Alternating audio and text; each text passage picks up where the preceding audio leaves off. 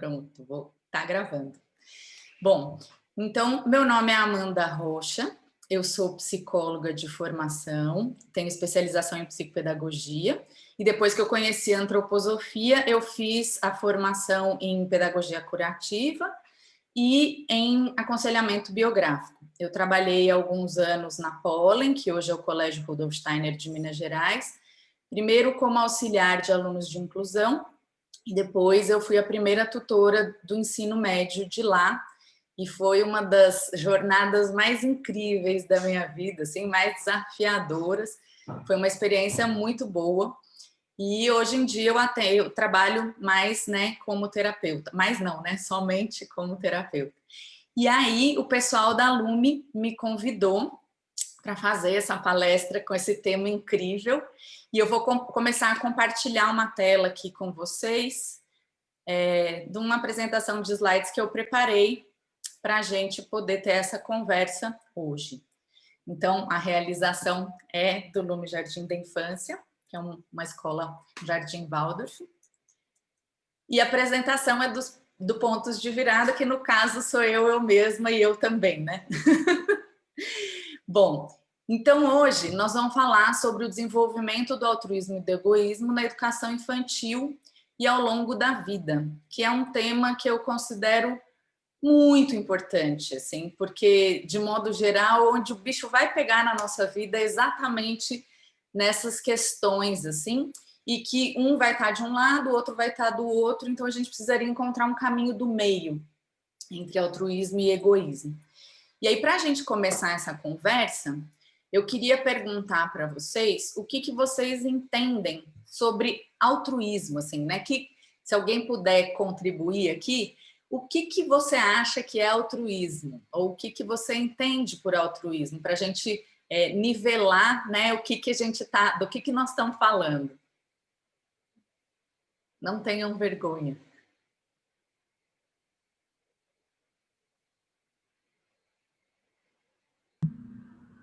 Amanda, eu acho que é fazer sem esperar um resultado, fazer doando, fazer com entrega total do ser, assim, sabe? Sem desejo, sem almejar retorno. Então, é um doar sem esperar nada em troca. Alguém diverge dessa opinião, ou quer complementar, ou quer, enfim... É difícil fazer isso sem olhar para a carinha das pessoas, né? Assim, ver todo mundo. Bom, então eu vou seguir. Desculpa, pode falar. Oi, Amanda, desculpa. Bom dia a todos. Eu penso nessa doação, nessa entrega, sem aguardar nada em troca, porém não esquecendo de si. Né? Só dá aquele que tem para dar. Ótimo. Então, primeiro, a gente tem que ver o nosso limite, né? Porque tem muitas pessoas que se esquecem, se doam e esquecem de si. Quer dizer, será que realmente isso é altruísmo? Aí vem a outra questão do outro lado, tá? É o que eu penso.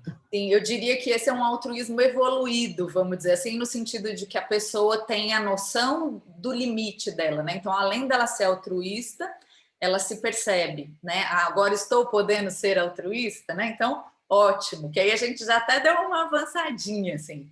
Então, né, eu coloquei uma definiçãozinha que eu achei no dicionário, que altruísmo é um amor desinteressado ao próximo, filantropia, abnegação. Então, de certa forma, é essa questão de dar sem esperar receber nada em troca. E a Patrícia já avançou uns passinhos. E aí eu vou perguntar agora o que é egoísmo, né? Então, se o altruísmo é essa entrega, essa doação, essa abnegação, o que a gente entenderia por egoísmo?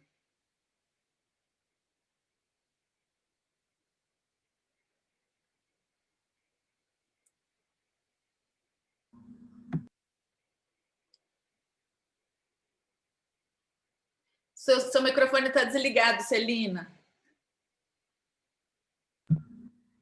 Aí é o contrário, quando a pessoa faz para ela mesma, né? Para ela se exaltar, para ela ter todos os frutos colhidos só por ela mesma, passando por cima de quem quer que seja.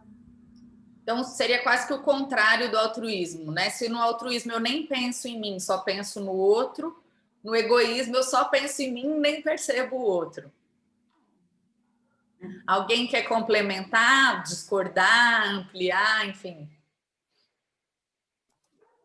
Eu penso que você até pense no outro, mas com a outra intenção. O que eu quero dizer é assim, muitas pessoas, elas se acham abnegadas de tudo, elas se acham super altruístas, mas muitas vezes elas estão sendo altruístas, entre aspas, mas na verdade é aquele egoísmo que ela tem, porque o que ela busca, na verdade, é o reconhecimento, é ser exaltado, é ter aquele retorno do social ou da família, qualquer coisa parecida, né? Então, quando você faz alguma coisa ao outro ou aos outros, aguardando realmente que as pessoas te deem alguma coisa em troca, às vezes não é nem alguma coisa material, mas é o reconhecimento, né? Sim. É quando você faz alguma coisa para alguém e você sempre dá um jeitinho de todo mundo ficar sabendo que foi você o autor da, da, da generosidade, né? É mais ou menos por aí. Então, a Patrícia também, assim, de novo, me ajudando bastante no sentido de que é possível uma pessoa ser altruísta sendo egoísta, né? Que, na verdade, é um egoísmo disfarçado de altruísmo. Então, na verdade, o ato egoísta, ele pode até visar o outro, mas, na verdade, ele visa a mim mesmo em primeiro lugar. Mesmo que para isso eu precise ajudar o outro, né? Eu estou visando me aparecer. Muito, muito bom. E aí, então, a definição que eu encontrei, né, é o amor exagerado aos próprios interesses, a despeito de outros, né? Eu não estou conseguindo ler, porque estão vocês nesse cantinho, mas eu acho que era isso mesmo. E aí, assim, né, qual que é a diferença entre os dois? A gente falou um pouco disso, né, pensando na definição de cada um, mas é uma discussão que dá para a gente ampliar muito, né? A começar por isso que a Patrícia trouxe, de que às vezes eu posso parecer altruísta, mas na verdade eu estou sendo egoísta, e às vezes eu preciso ser egoísta em primeiro lugar para depois dar conta de ser altruísta, porque como que eu vou cuidar de alguém se eu estou em farrapos? Eu preciso, né? Máscaras de oxigênio cairão automaticamente, coloque primeiro em você e depois na criança, né? Então, é super importante a gente entender essa definição do que é altruísmo, entender essa definição do que é egoísmo e poder dançar entre essas duas definições, não no sentido de uma definição cartesiana que a gente vai ficar amarrado naquilo e egoísmo é isso, altruísmo é aquilo, pronto, acabou. Mas poder pensar, né, poder movimentar essas duas coisas até o ponto de chegar num altruísmo egoísta ou num egoísmo altruísta. E para a gente também, a partir desse movimento, a gente conseguir entender onde que a gente está agora, onde que a gente precisaria estar em relação às nossas vidas, às nossas ações, e o que seria o caminho do meio entre uma coisa e outra. E quando que é adequado ou ideal eu ser altruísta, e quando que é adequado ou ideal eu ser egoísta. E quando eu estou verdadeiramente sendo altruísta, ou eu estou me enganando todo mundo, e quando eu estou sendo verdadeiramente egoísta, ou eu estou sendo taxada pelas pessoas, e na verdade eu estou de fato precisando me recolher.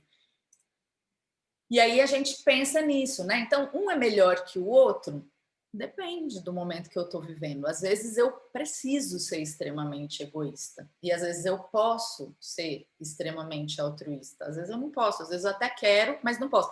E às vezes, inclusive, eu nem devo ser altruísta. Tem muita gente que acaba se prejudicando ao longo da vida por ser altruísta demais. E não é ser altruísta egoísta, um altruísta genuíno. Mas que, por outro lado, ainda é uma pessoa que, de modo, né, existe muito caso de gente que prefere dar para o outro, cuidar do outro, estar com o foco da vida no outro para não ter que olhar para si mesmo, né? Então, um altruísmo como fuga.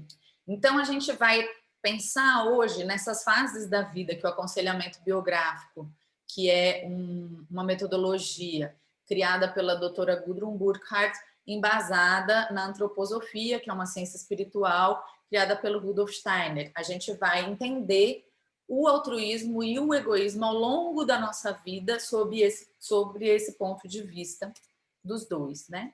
Então, eu gosto muito de trabalhar com imagens, e a Lemniscata é uma tônica, assim, na minha fala, porque eu acho ela muito incrível em termos de fluxo, em termos de... Acho que tem muitas coisas que estão presentes numa Lemniscata que às vezes a gente não consegue ver. Semana passada eu fiz um atendimento falando com uma paciente minha a respeito da Lemniscata, ela ficou encantadíssima, e nem era esse o tema, né? O tema que a gente estava trabalhando na sessão era contração e expansão, quando que ela deveria se contrair e quando que ela deveria expandir. E aí ela percebeu que a Lemniscata dela estava desequilibrada, né? Como se um lado tivesse menor que o outro em termos de contração e expansão. E aí eu sugeri que ela fizesse desenho de formas, né, com Lemniscatas. Ela acabou sonhando com Lemniscatas, assim, trabalhando ao longo de uma semana inteira a Lemniscata internamente, de formas que ela nem tinha tanta consciência. E a partir desse trabalho ao longo de uma semana, ela mudou completamente a vida dela. E pela primeira vez na vida, mudou mesmo, assim, vai mudar de lugar físico, vai mudar de função, vai mudar muitas coisas. E aí ela falou assim, pela primeira vez na vida eu conscientemente me permiti contrair. E ela percebeu que essa contração por um ponto de vista era uma expansão por outro ponto de vista. Então ela está chegando perto do equilíbrio. Então trabalhar com imagens, trabalham coisas que às vezes a nossa fala não dá conta, que o nosso pensamento assim, né, mais estruturadinho não dá conta, mas as imagens reverberam dentro da gente. Então, por isso eu acho muito, muito importante trabalhar com imagens. E aí, por que eu trouxe a Lemniscata hoje, né? Primeiro, porque ela é o símbolo do infinito, então a gente pode pensar que esse movimento é contínuo, incessante. Essa seria uma Lemniscata em equilíbrio, ela pode estar menor do lado azul e maior do vermelho, ou menor do vermelho e maior no azul, cada um vai pensar a respeito de si nesse sentido, mas qual que é a minha proposta aqui? Se eu traço risquinhos, esses risquinhos que estão azuis, né, no lado de dentro da Lemniscata, a partir do momento que eles passam por esse ponto verde, o que estava dentro passa a estar fora. E aí eu continuo traçando risquinhos fora, e o que estava fora, depois do ponto verde novamente, passa a estar dentro. Então, a gente pode pensar em 3 momentos, o azul, o verde e o vermelho. E eu vou trabalhar muito intensamente com eles, pensando no altruísmo e no egoísmo. Então, no azul, a gente está voltado para dentro. No verde, tem um processo de transição entre dentro e fora. E no vermelho, a gente está voltado para fora. Isso, se a gente estilizar, vai ficar mais ou menos assim. O azul seria um momento de receber, então a gente pode emparelhar isso com um egoísmo, que eu só quero receber, ou eu estou precisando receber, eu estou precisando pensar só em mim nesse momento, ou eu estou me nutrindo, né? Um segundo momento de troca, eu dou e eu recebo na mesma medida, e o ideal seria que a gente ficasse aí, mas é impossível a gente ficar aí porque a vida é fluida e a gente precisa receber para doar, a gente precisa doar para receber, porque senão também a gente explode. Então, esse fluxo todo, ele é importante. O meu filho estava vendo eu montar os slides, ele falou assim, qual que é o certo? Aí eu falei, todos são certos, depende do momento, né? E não existe muito certo e errado. E aí tem um momento de doar. Então, a partir do momento que eu me nutro, que eu troco, eu posso doar. E aí, se eu dou muito, eu preciso receber para me nutrir, para poder doar de novo. Então, a gente sempre vai passar do vermelho para o azul ou do azul para o vermelho, passando pelo verde, porque senão é muito brusco, né? Eu estou só acostumado no fluxo de receber. De repente, eu vou começar a doar? Não, eu preciso trocar para depois entender que eu posso doar. E se eu sou uma pessoa que está acostumada só a doar, eu preciso me acostumar a receber um pouquinho para depois conseguir receber, né? Então, fazer esse movimento é muito importante. Se eu estou com a minha Lemniscata maior no azul, eu tenho que começar aos pouquinhos pensar o que eu tenho para doar, o que eu posso doar. Como que, né? Então, assim, se eu estou muito egoísta, que eu preciso pensar no outro, perceber o outro, né? Como que eu posso ser mais altruísta? E se eu sou altruísta demais, como que eu posso fazer esse caminho inverso? E aí a vida é muito, muito, muito generosa, porque esses 3 arquétipos, eles vão estar muito presentes em determinadas fases da nossa vida. Então, de 0 a 21 anos, que é quando a gente está formando o nosso corpo físico, é um momento da gente ser mais egoísta, porque a gente está começando a entender quem que a gente é, onde que a gente está, que corpo é esse que a gente recebeu, como que as coisas funcionam, como que o mundo funciona. E, de certa forma, de 0 a 21, o que a gente vive é chamado de determinação kármica. Então, a gente quase que não consegue mudar muita coisa. A gente nasce num lugar que não foi a gente que escolheu, foram os nossos pais. A gente nasce de pais que a gente pode até ter escolhido, mas se eles escolhem a nossa não chegada, a gente não nasce, então a gente, né, não tem muito essa escolha. O corpo que a gente vai ter, as roupas que a gente vai vestir, o que a gente vai comer, onde a gente vai morar, onde a gente vai estudar, tudo isso é dado. Então é um momento de receber muito, né? E tá tudo certo, é importante que a gente receba. Já de 21 a 42, a tônica maior é o nosso desenvolvimento anímico, é o desenvolvimento da nossa subjetividade, é um momento de encontros, é um momento de desenvolvimento pessoal interno, né? E aí, por exemplo, o Jung vai dizer que é a fase do nosso desenvolvimento psíquico. Já o Steiner e a doutora Gudrun vão dizer que é o momento do nosso desenvolvimento anímico. E aí, como que eu desenvolvo isso? No encontro com outras pessoas. Então, eu recebi uma série de coisas de 0 a 21, e de 21 a 42, eu tô pronta para trocar com as pessoas. Eu digo, eu vim de tal lugar, eu fui criada assim, eu aprendi isso, eu sei aquilo, tarará, e o outro vai dizer o mesmo. Então, a gente vai trocando, e eu vou entendendo que tem coisas que eu vou podendo deixar de lado, e tem coisas que são muito boas que eu tenho e que eu posso contribuir com os outros. E aí, nesse processo de troca com o mundo e com os outros, eu vou me tornando cada vez mais eu mesma, entendendo quem eu sou, o que faz sentido para mim, porque eu podia ter uma irmã gêmea idêntica, que ela ia viver as experiências dela e eu ia viver as minhas experiências. E mesmo que a gente fosse grudada, né, e vivesse as mesmas experiências, isso ia significar coisas para ela e iam significar coisas diferentes para mim. Então, o que cada uma faz a partir das experiências que vive é diferente. E aí, a partir dos 42 anos, eu já aprendi a receber, eu já aprendi a trocar, então eu posso doar.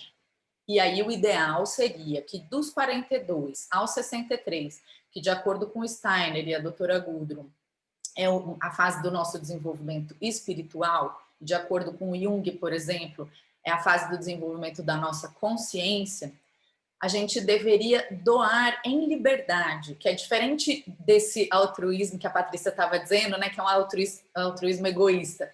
Eu vou doar isso aqui para fulano, porque ele é CEO da empresa tal, e aí ele vai conseguir um cargo para o meu filho. Não, é um doar de verdade, é um altruísmo genuíno, assim, eu já recebi tudo que eu precisava da vida, eu já sou mais ou menos a pessoa que eu precisava ser na vida, e aí essa doação em liberdade me ajuda a desenvolver o que falta desenvolver em mim, que tem muito a ver com essa doação, que é a nossa função de vida dos 42 aos 63, é essa doação, é essa vontade de contribuir com o outro, de contribuir com o mundo, quase como uma gratidão, assim, nossa, já recebi tanta coisa, já aprendi tanta coisa, agora eu posso contribuir com essa continuidade da roda girando, né, a roda da vida, assim. Então é porque eu quero, não é porque eu preciso, né? De 0 a 21, a gente arruma o quarto porque a mãe manda.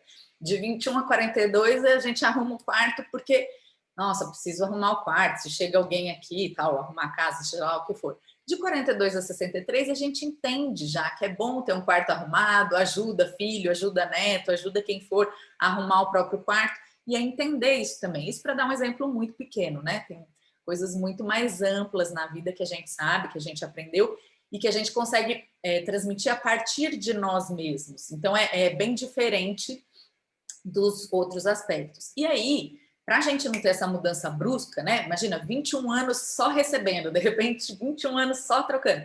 Então, a vida, mais uma vez, é muito generosa e isso vai se repetir. Então, em cima estão esses arquétipos maiores, que vão estar norteados pela cor também, né, desses espaços de 21 anos, mas no primeiro setênio, o arquétipo maior do primeiro setênio é receber. Se a gente pensa numa criança de 0 a 7 anos, ela vai muito mais receber do que trocar ou doar. Então, de modo geral, uma criança de 0 a 7 anos é muito mais egoísta do que uma criança de 7 a 14. Mas eu não posso comparar uma criança de 0 a 7 com uma criança de 7 a 14, porque elas são seres muito diferentes, elas passam por experiências muito diferentes, elas têm necessidades muito diferentes.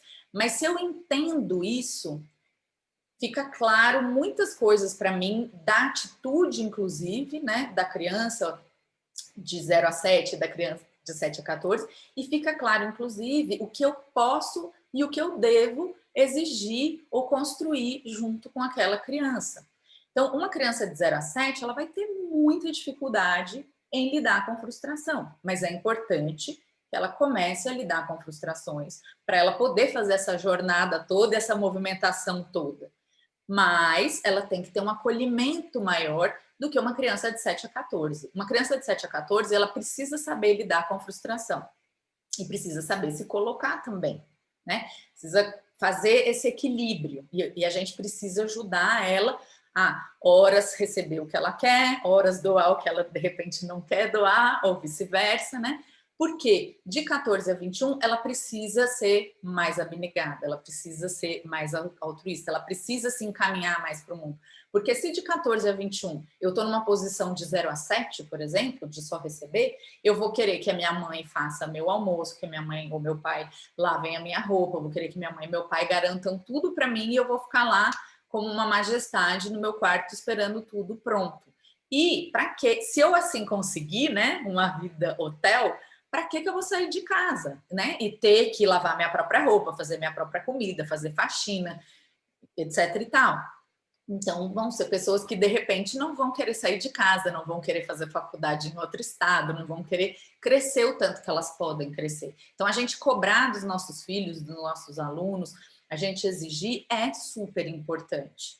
E isso vai, né, depois se repetir. Então, aí doou um monte dentro do que podia, né, de 14 a 21, aí tem um momento de agora eu vou receber um pouquinho. Mas tem esse momento de troca maior, né? Então, o arquétipo maior de 21 a 28 é o de troca. Mais de 21 a 28 eu vou receber um pouquinho para poder conseguir trocar, porque é um outro nível de recebimento e é um outro nível de troca também. É um outro nível de exigência. Vai só aumentando, porque a gente vai recebendo cada vez mais, então a gente pode trocar cada vez mais e a gente pode doar cada vez mais. Então, a gente vai aprendendo que a gente precisa ser egoísta em alguns momentos e que a gente precisa ser altruísta em outros momentos também.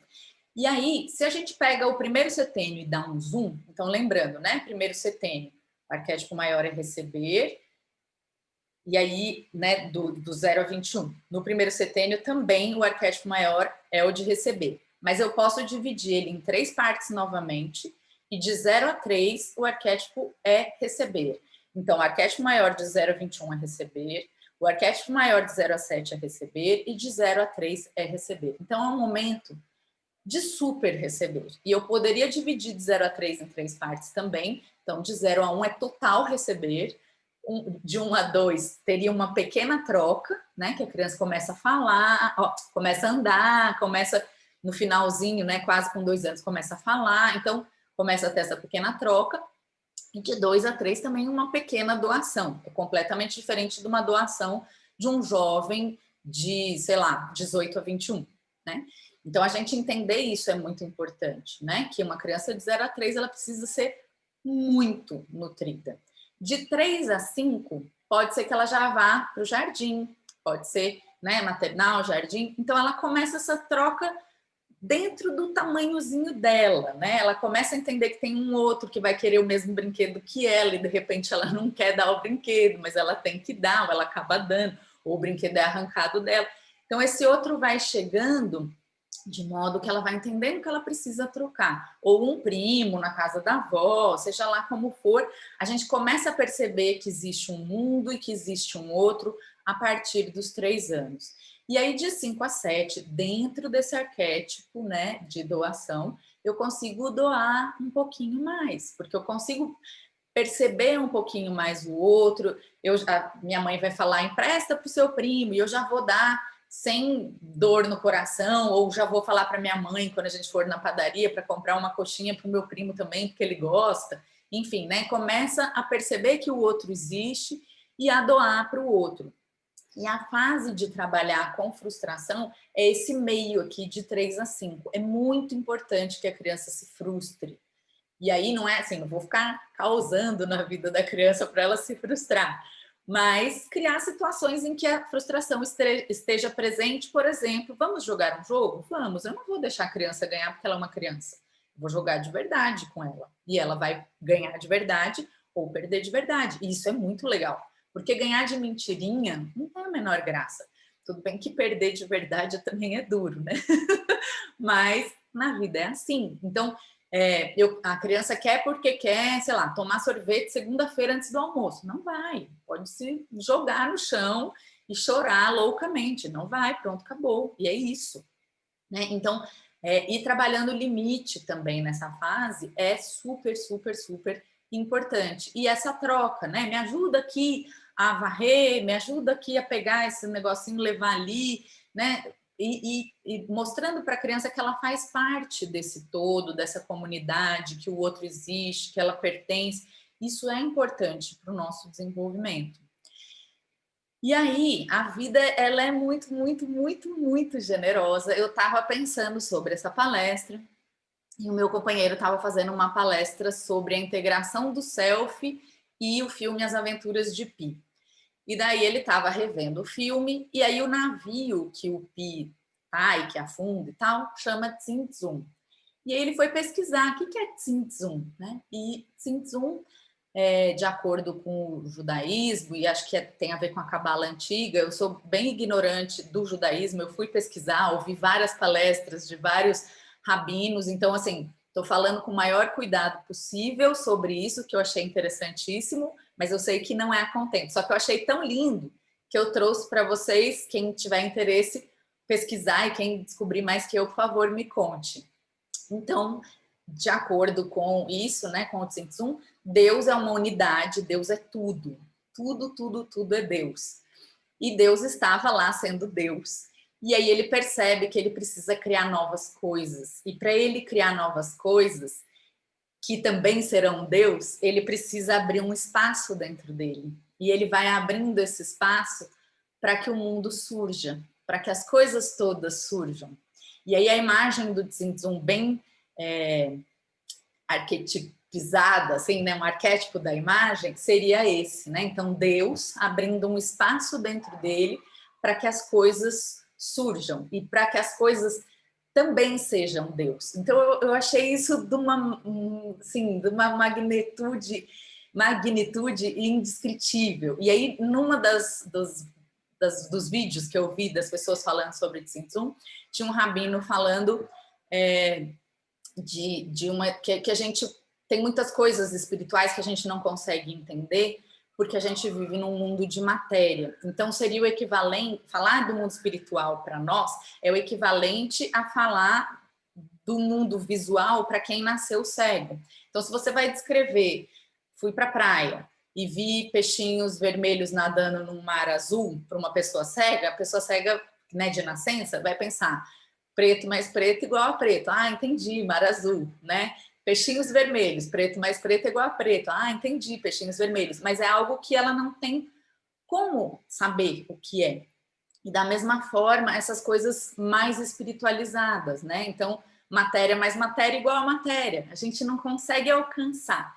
Mas essa imagem e essa proposta, elas trazem uma alegria no meu coração, assim, que eu gostaria de conseguir compartilhar com vocês. Porque é muito bonito pensar nisso, que tudo é Deus. Porque se tudo é Deus, eu sou Deus também, todos nós somos Deus também.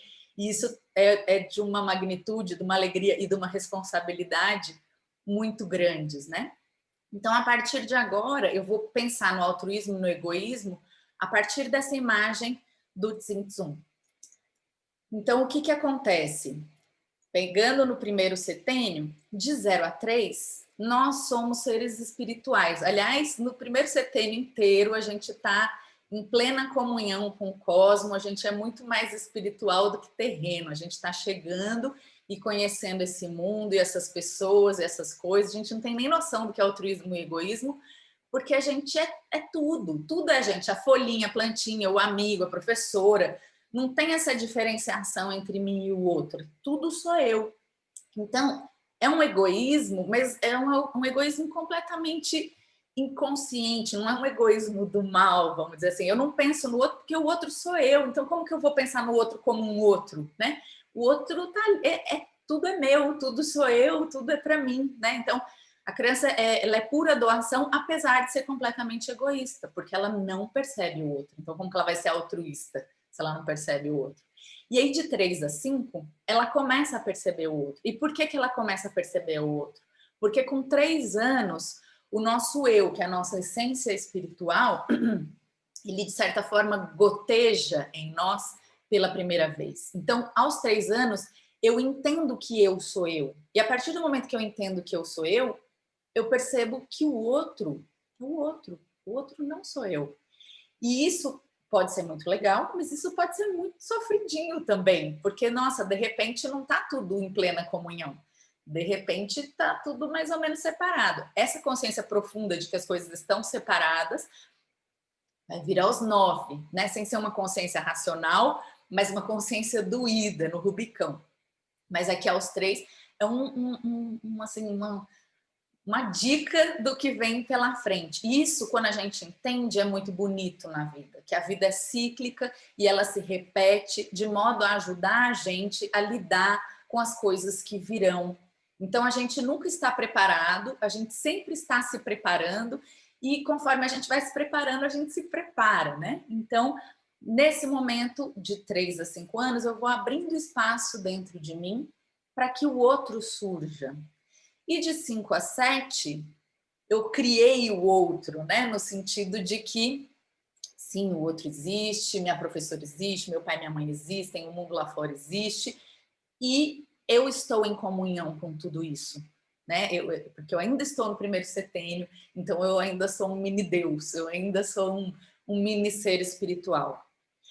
E aí, isso pode se repetir também, se a gente quiser, num caminho maior. Então, eu começo falando da Lemniscata do grande para o pequeno, e agora no Síntese 1 eu estou começando do pequeno para o grande. Então, de 0 a 21, eu sou esse ser egoísta porque eu estou em comunhão com o todo. Tudo sou eu, tudo me pertence, tudo faz parte de mim, né? O mundo está ali para mim. Mesmo no terceiro setênio, quando eu começo a perceber que, de repente, meus pais são equivocados, o mundo está todo errado e tal, eu tenho essa certeza de, nossa, que bom que eu existo porque eu vou salvar o mundo. Então, é um altruísmo egoísta no sentido não de que a pessoa quer colher os frutos, mas que ela acha que ela é, assim, a solução de todos os problemas de todo mundo, né? É quase que uma arrogância. E aí, de 21 a 42, ela vai entendendo que não é bem assim, que é difícil. A gente precisa um dos outros para promover essa mudança necessária, não só no mundo, como em nós mesmos, né? A gente vai se tornar pai e mãe, de repente, e vai perceber que também a gente não é esse ser incrível que a gente achava que a gente era lá nos primeiros 21 anos de vida. Então, a gente começa a abrir esse espaço para o outro e para Deus em nós também, porque a gente vai passar uns apertos muito significativos, especialmente no 5º setênio. E aí, de 42 a 63, eu preciso ter Deus em mim e ser Deus e ser tudo e abrir espaço para as coisas serem criadas em mim e no mundo, para eu dar conta de me desenvolver, de eu terminar de fazer esse processo, né? E de eu ter essa paz de espírito, de eu entender que nem tudo tá lindo, maravilhoso como eu gostaria que fosse lá no terceiro setênio, mas que, por outro lado, tá tudo certo, tudo é bom do jeito que é. É quase que essa devoção do primeiro setênio, né? De o mundo é bom. Então, é vivenciar o mundo é bom, o mundo é belo, o mundo é verdadeiro, numa outra oitava, assim, e de entender que o mundo é bom, belo e verdadeiro porque eu faço parte dele, porque eu contribuo com ele, e vai ter a dificuldade que for, e eu vou passar, porque eu já passei por tantas, e eu não só vou passar por essas dificuldades, como eu vou ajudar os outros a passarem por essas dificuldades. Então, esse altruísmo, ele é muito genuíno, porque você sabe, na sua carne e no cerne do seu ser, o que é passar por tudo isso que todo mundo está passando, e você percebe também as ajudas que você recebeu para passar por tudo que você passou, e aí você quer fazer o mesmo pelos outros. Então, tem um verso que eu acho que é do Steiner, que fala dos irmãos do passado, os irmãos do presente e os irmãos do futuro, que é muito isso, é a gente perceber essa trama da vida, de perceber como que os mais novos contribuem com os mais velhos, que contribuem com os do meio, que está todo mundo junto, né, no presente, o passado e o futuro, que quem é mais velho vai parar de viver antes do que quem é mais novo, de modo geral, né? Mas também vai nascer antes, depois. Então, tem experiências que quem é mais velho tem e quem é mais novo não tem, e vice-versa. Então, quando a gente entende essa dinâmica toda, a gente entende que ninguém é melhor que ninguém sabe mais do que ninguém, e que não é porque eu sou mais velho que eu tenho mais razão, mas que todo mundo tem um pouco para contribuir e que a gente precisa disso, assim, a gente precisa dos outros, a gente precisa dessas trocas e às vezes a gente precisa ser egoísta porque a gente precisa se preencher e às vezes a gente precisa ser altruísta para se esvaziar, mas não dá para a gente parar num ponto só, né? A gente tem que fluir nessa lemniscata, assim. E eu fico pensando, se tivesse uma continuidade do Tzimtzum, né? É como se essa invaginação virasse do avesso, assim, e aí vira uma bolinha de novo, mas é outra bolinha, né? É um inteiro preenchido de outras coisas. Então esse movimento fica eterno também, quase que como uma outra lemniscata. E é muito bonito pensar que quando eu digo da lemniscata, eu estou pensando de um ponto de vista cristão, porque a antroposofia é uma ciência espiritual embasada no cristianismo, né? na cosmovisão cristã, e o judaísmo vai ser embasado em outra crença, mas elas conversam, cada qual de um ponto de vista, né? Mas é a forma como eu vejo algo maior, essa questão do espiritual, né? Como que a gente vai abarcar, como que a gente vai entender algo que fala de uma linguagem que a gente ainda não conhece. Então, sempre que eu vejo, né, em diferentes religiões dizerem a respeito de uma coisa de formas parecidas, mas diferentes, eu falo, nós estamos tangenciando a verdade aqui, cada qual de um lado, cada qual por um caminho, mas tem uma verdade muito grande, muito bonita aí, que quem sabe a gente não descobre, né? E eu acho que essa verdade que eu estou tentando alcançar aqui, e que eu pessoalmente ainda não consegui, mas tem uma alegria que me faz pensar que é um caminho certo, é uma verdade que de repente hoje a gente vai dormir, vai sonhar e ou semana que vem algo vai acontecer, a gente vai encontrar alguém no supermercado de máscara e óculos, e, enfim, sincronicidades da vida que a gente vai entendendo um pouco mais. Isso que não é da ordem do pensar, é muito mais da ordem do sentir, a meu ver, é do pensar com o coração. E aí, então, de 0 a 21 anos, eu preciso entender eu comigo mesmo. Por isso eu preciso ser egoísta, né? Nesse sentido, não de que ele tá entre 0 e 21, ele é egoísta mesmo, deixa aí. Não, né? Porque a gente ressaltou bem que tem as fases. Mas o arquétipo maior é isso, é eu entender quem sou eu comigo mesmo. Depois, eu entender eu no mundo e com os outros. Né? Porque, ok, agora eu entendi quem eu sou, posso me relacionar com o mundo, posso me relacionar com os outros. E aí dói, né? Porque a gente está achando que a gente é pleno e inteiro e maravilhoso, e aí vai relacionar com o outro e vê que não é essa maravilha toda, vai relacionar com o mundo, vai entender que não sabe de tudo, enfim. Mas é bonito e é interessante. E depois eu com Deus, né? Quando eu consigo entender essa beleza e essa magnitude, eu estou em perfeita comunhão com Deus. Quando eu dou de mim para o outro porque eu quero e porque eu posso, Deus vive em mim, né? Não eu, mas Cristo em mim, né? É bem bonito isso. E aí, afinal, né? O que a vida quer de nós em cada uma das fases da vida, né? O que a gente deve prestar atenção em cada momento? Então, no primeiro setênio, que é de 0 a 7 anos, a gente acabou de chegar do mundo espiritual e a gente está nessa comunhão maior com Deus e com o mundo espiritual, e a gente é um todo, a gente não tem dúvidas, né? A gente só é.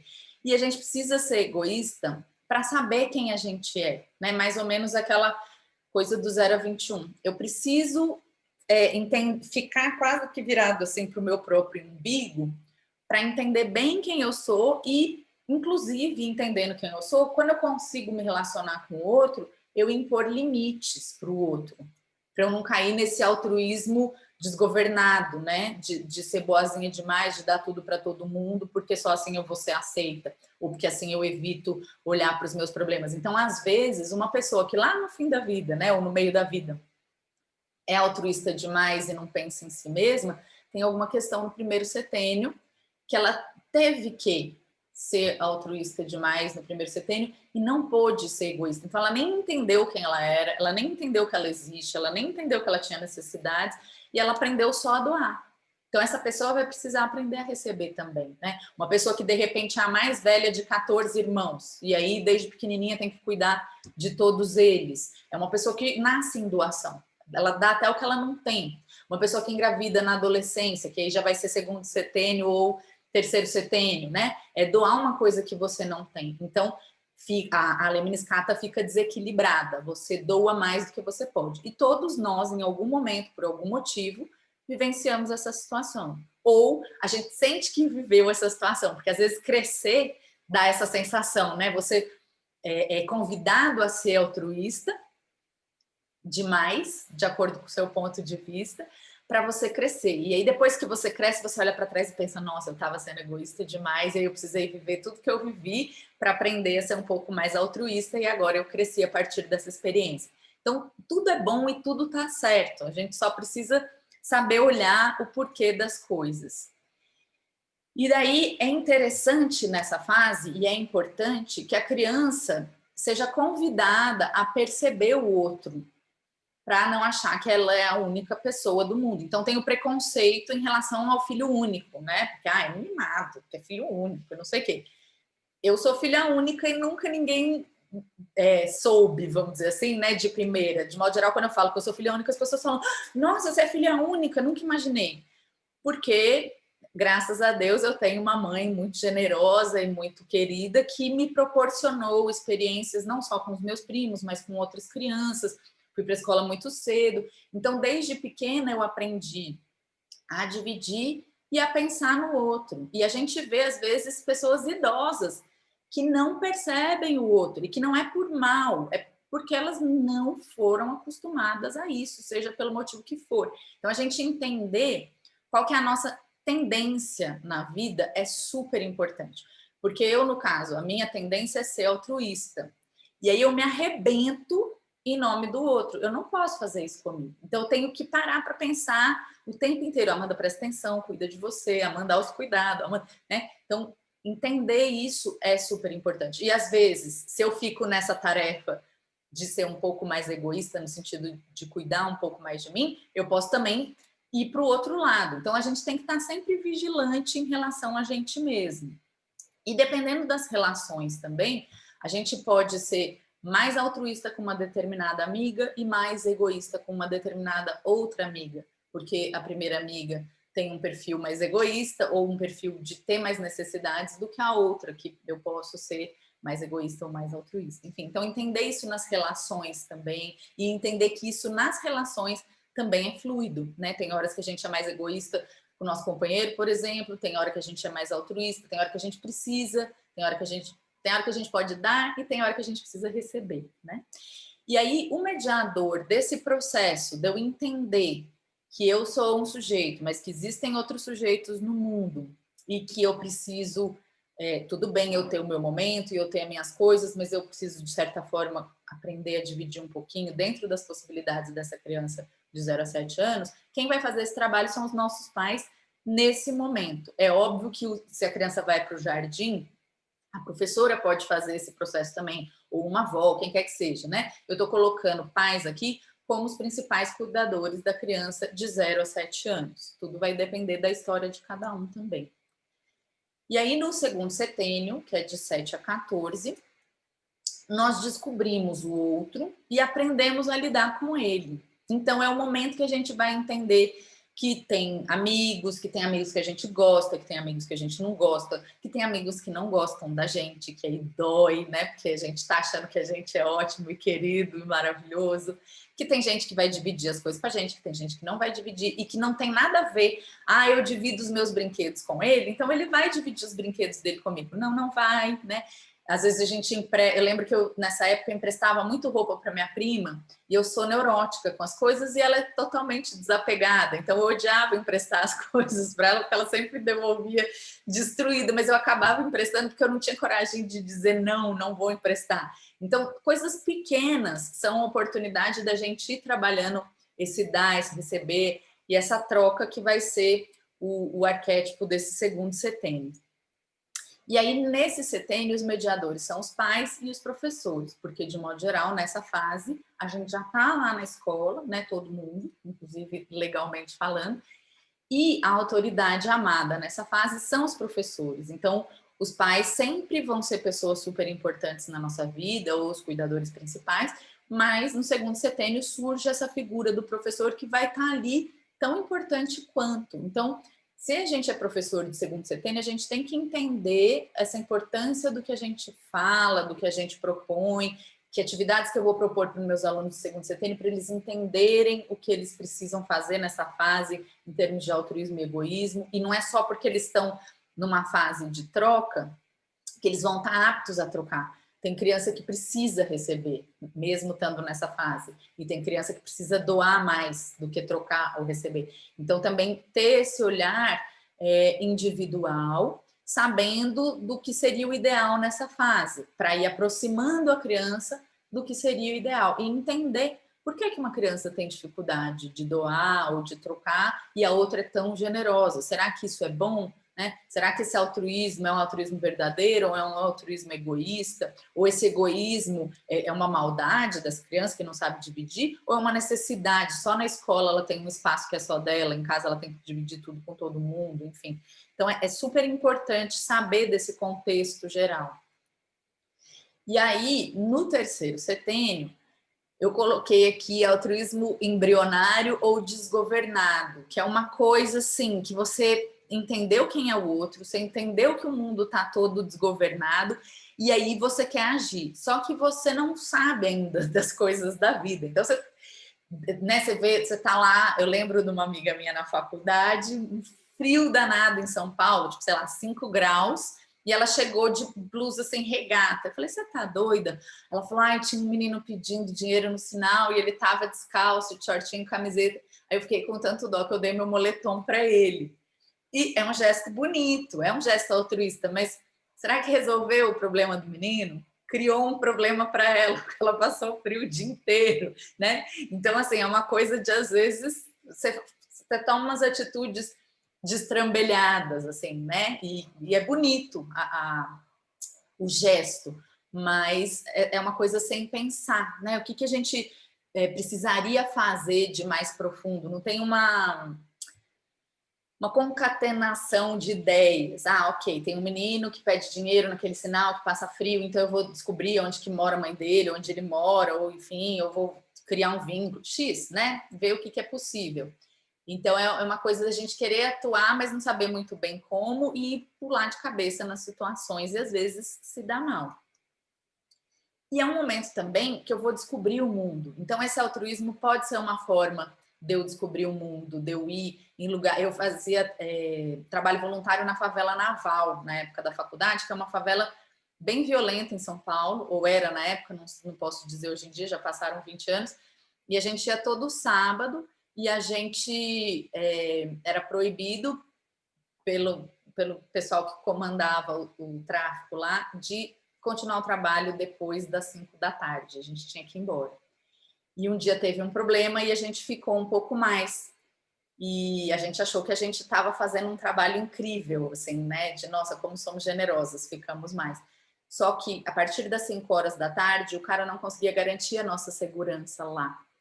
E aí foi super complicado da gente sair e tal. E aí a gente entendeu O quanto que ele estava sendo altruísta com a gente, mesmo proibindo a gente de ficar lá mais do que às 5 da tarde, e o quanto que a gente estava sendo egoísta, né? Tipo, ai, somos ótimas, ficamos mais do que o combinado, né? Então, é esse altruísmo desgovernado, né? Que você vai fazendo as coisas sem parar para pensar muito bem por quê. Mas é através da minha atuação no mundo que eu vou entendendo também. E aí eu vou descobrindo também que junto com os outros eu sou mais forte, porque é uma época da gente andar em bando, né? A gente fica muito mais com os nossos colegas do que com a nossa família. Então as nossas trocas e as nossas crises são muito mais com os nossos amigos, com os nossos ideais. É óbvio que a gente briga muito com os pais nessa época, mas é esse todo, né? Esse coletivo que vai despertar em mim esse altruísmo, esse egoísmo, porque é possível ser muito egoísta nessa fase também e nem despertar para as questões do mundo e para nada, né? Quanto mais eu protejo meus filhos no sentido nocivo, né, de egoísmo também, no sentido de guardar meus filhos só para mim, porque o mundo é isso, o mundo é aquilo outro, e não dou os meus filhos para o mundo, mais egoístas esses filhos podem se tornar, né? Então é importante também nessa fase colocar o jovem em situações que ele possa perceber quais são as potencialidades e as dificuldades dele,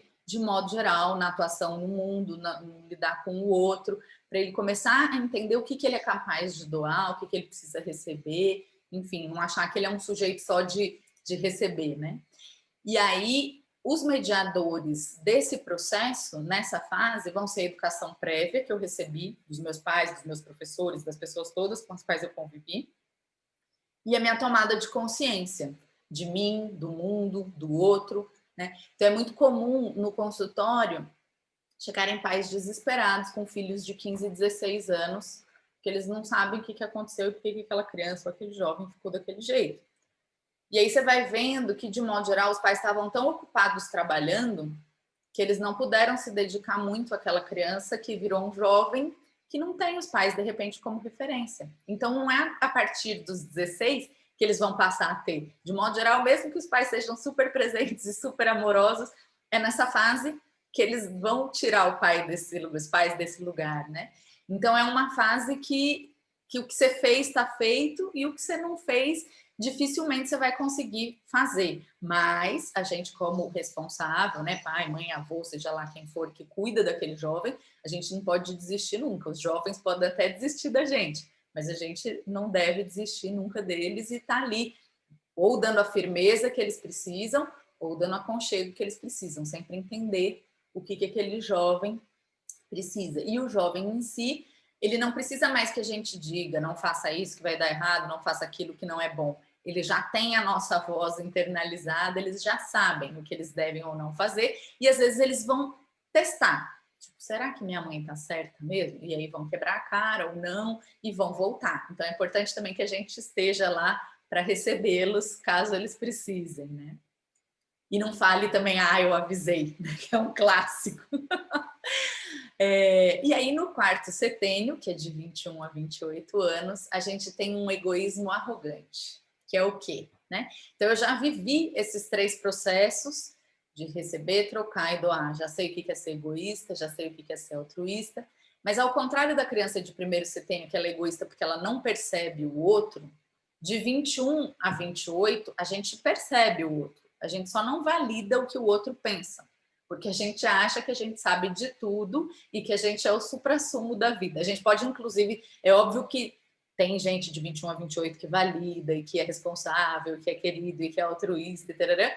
Mas o arquétipo maior é isso de achar que eu sei tudo e que a vida tá ganha e viver como se não houvesse amanhã, então eu vou dar conta de sair de segunda a segunda, trabalhar e fazer faculdade, e fisicamente eu dou conta, mas aí eu vou deixando a desejar, né? Eu vou tendo uma amidalite porque eu saí demais, ou vou perder meu emprego porque eu cheguei atrasado todos os dias da semana, ou vou ser descontado do meu salário, enfim, alguma coisa vai acontecer que a gente vai ajustando esse jeito de viver a vida.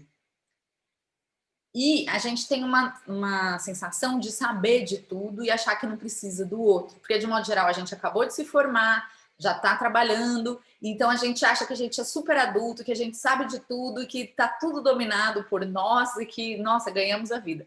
Só que a gente vai vendo que, né, conforme a gente vai quebrando a cara, a gente vai vendo que a gente que tá de parabéns, que fez a faculdade, que arrumou um emprego e tal, lindo, legal, mas que a gente tem muito que aprender ainda, né? Mas isso vai ser mais para o final do quarto setênio e início do quinto setênio. Mas é importante também que a gente se preencha nessa fase, que tem esse egoísmo arrogante, para a gente se nutrir, se achar e depois ir testar na troca com o outro. E aí, na troca com o outro, que a gente vai fazer os ajustes necessários. Então, nessa fase, quem vai mediar esse processo são as experiências de vida que a gente vai ter.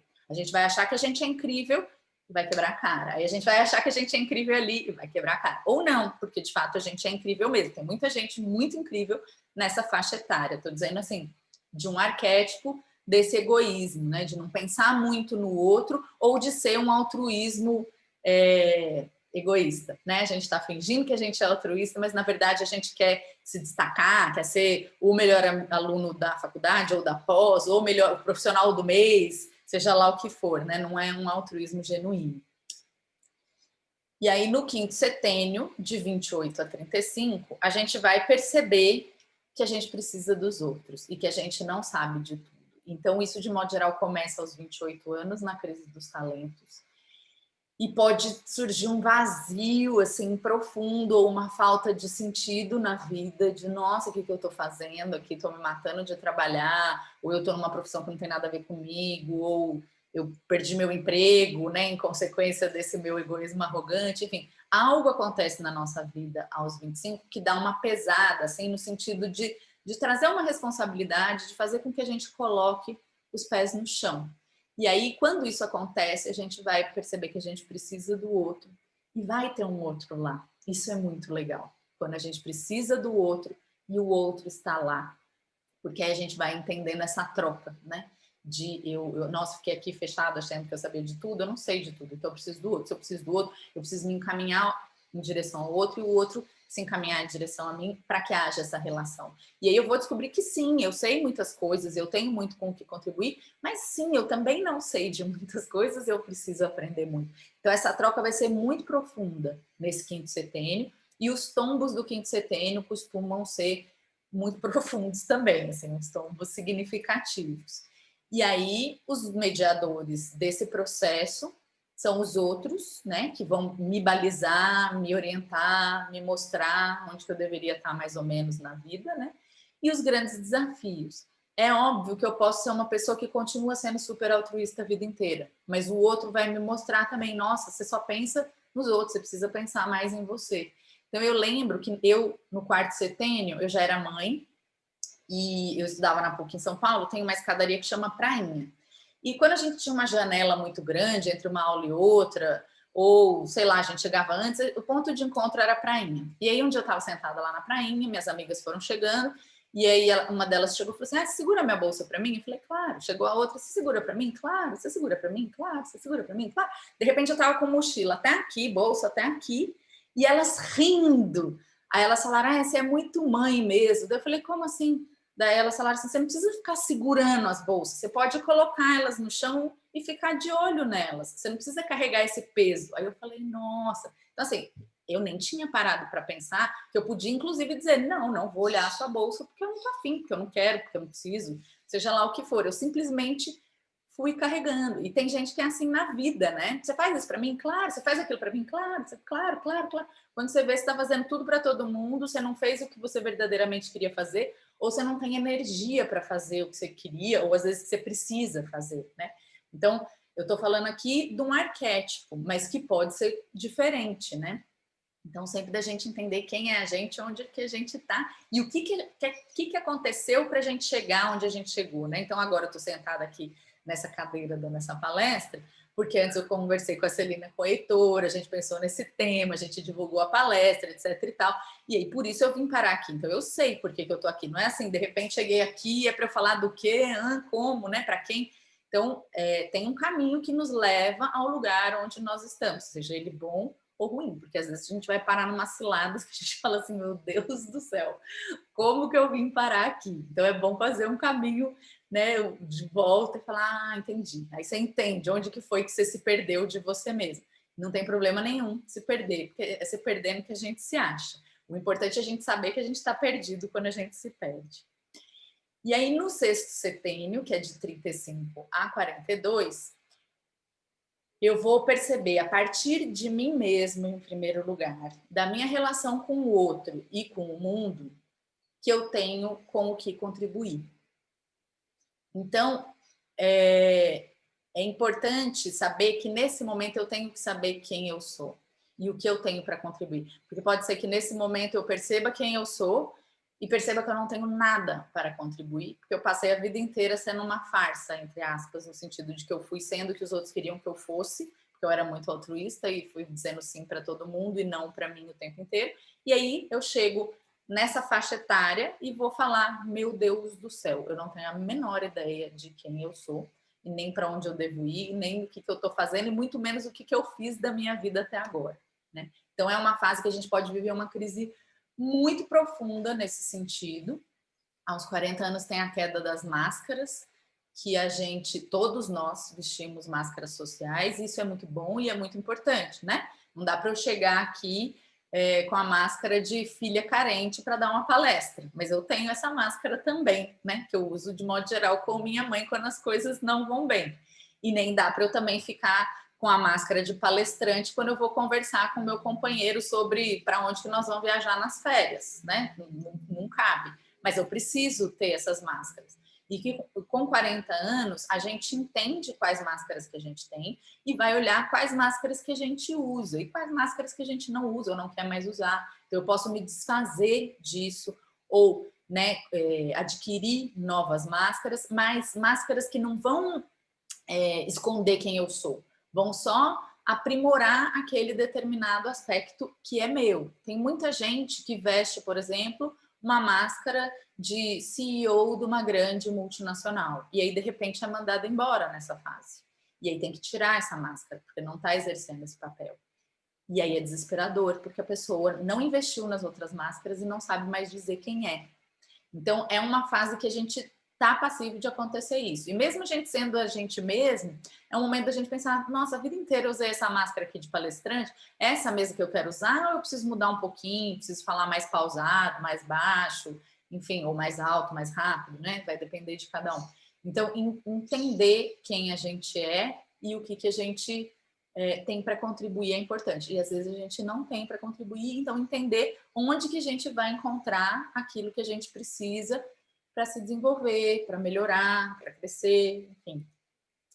E aí, os mediadores vão ser a autopercepção, então eu preciso, nessa fase não dá mais para eu fingir que eu não sei quem eu sou, ou para eu continuar sem saber quem eu sou. É um momento que eu preciso parar e olhar para mim, porque a partir dos 42 anos, esse arquétipo de troca acaba, arquétipo maior, e vai começar um arquétipo de doação. Se eu não sei quem eu sou, eu vou dar o quê? Então eu preciso saber, porque eu posso continuar dando até o que eu não tenho. Isso pode, inclusive, me adoecer fisicamente. Então é muito importante ter essa autopercepção e ter a gratidão. Então, com essa faixa etária, eu parar para pensar quem eu fui ao longo dessa vida inteira e o que eu conquistei ao longo dessa vida inteira pode despertar um profundo sentimento de gratidão. Eu posso até não ser a pessoa que eu imaginava que eu seria quando eu tinha 20 e poucos, eu imaginava que com 40 e poucos eu ia ser uma dada pessoa, que eu não sou. Mas eu olho e falo, eu gosto dessa pessoa que eu me tornei. Eu lembro que eu na faculdade eu tinha uma amiga e a gente falava assim, bom, então a gente vai ter uma casa em São Paulo, cada uma sua, e aí eu compro a casa de praia e você compra o sítio. E aí a gente ou vai junto, ou quando uma estiver na casa de praia, a outra está no sítio. Não foi possível, né? Pelo menos até agora. Então, e tudo bem. Hoje em dia eu olho e penso, nossa, eu nem queria ter uma casa de praia do fundo do meu coração. E não sei se eu queria ter um sítio ou se eu preferia morar no meio do mato, minha casa ser lá mesmo, né? E por que uma pessoa precisa ter mais de um imóvel? Isso é o que eu penso hoje. Daqui a 10 anos eu posso pensar outra coisa. Então, entender isso, né? Se eu tô feliz com quem eu sou e o que eu fiz para ser essa pessoa que eu sou hoje e o que eu preciso fazer, então, se eu não sou a pessoa que eu gostaria de ser, para ser a pessoa que eu quero ser, né? Porque a partir do 7º setênio, que é de 42 a 49, eu vou entrar nesse processo de doação, mas antes de eu doar, eu vou precisar me recolher um pouquinho, né? Aquele momento egoísta, mas é um egoísmo dentro de um altruísmo maior. Então, nessa fase, a gente aprende e ensina muito. A gente vai entender que a gente tem muito para aprender ainda, que a gente sabe menos do que a gente imaginava a vida inteira, a gente reconhece a nossa ignorância, mas, por outro lado, a gente percebe que, nossa, apesar de eu não saber muito mais coisas do que eu sei de algumas coisas e eu posso contribuir com o desenvolvimento dos outros com essas coisas que eu sei. E aí, como que eu vou contribuir com o desenvolvimento dos outros? E aí, essa aprendizagem de 42 a 49 se dá muito mais a partir da minha doação, então, do que eu ensino, do que eu sei, e aí eu vou aprender, do que alguém me doar e eu aprender, né? Que seria lá 21 a 28, é alguém que vai me ensinar e eu vou absorver aquilo. Aqui eu já sou a pessoa que ensina para o outro absorver. E a partir do que o outro absorve ou não, eu vou aprendendo. Eu aprendo, por exemplo, nessa fase que não adianta eu querer dizer para a pessoa como ela deve ou não fazer e ficar ali em cima dela. Eu posso orientar e posso ver ela fazendo do jeito dela, que não é muito o jeito que eu falei. E o jeito dela pode ser até melhor que o meu, ou pode não. E eu vou aprender a partir da experiência do outro também, porque ele vai me trazer um feedback. Olha, eu fiz o que você falou, não deu certo, ou eu ajustei o que você falou e deu errado, ou deu mais certo ainda. Então, a gente vai aprender a partir do outro. E aí é bonito ver essa doação nesse lugar. E a gente percebe nessa fase que alguma coisa falta pra gente. E é importante que a gente perceba, nesse momento em que a gente se fecha, que fica um pouco mais egoísta, essa falta, porque é justamente essa falta que vai estreitar a nossa comunhão com o espiritual e que, de certa forma, ela precisa ser estreitada porque ela precisa ser desenvolvida. E aí, nessa fase, a gente vai se fechar um pouquinho para se nutrir um pouco mais da gente mesmo e das coisas. E aí, o mediador para esse processo vai ser o início das perdas físicas. Então, de modo geral, nessa fase, a gente perde a visão física, tem presbiopia, começa a ter que usar óculos. E aí a gente entende que, apesar da gente ter que usar óculos e não enxergar mais tão bem o que é físico, a gente tem uma visão que a gente não tinha com 20 e poucos. A gente consegue antever passos, a gente consegue perceber coisas que antes a gente não conseguia. Então, a gente percebe que tem uma perda, mas tem um ganho. Se a gente não está nessa comunhão, se a gente não se nutre do que é verdadeiramente importante, a gente pode sofrer muito com essas perdas físicas. E aí a gente pode tender ainda mais ao egoísmo, no sentido de, ao invés de eu tentar nutrir o outro e o mundo, eu vou ficar olhando para o meu umbigo e só cuidando do meu físico para continuar tendo um físico de 20 anos atrás. E não dá.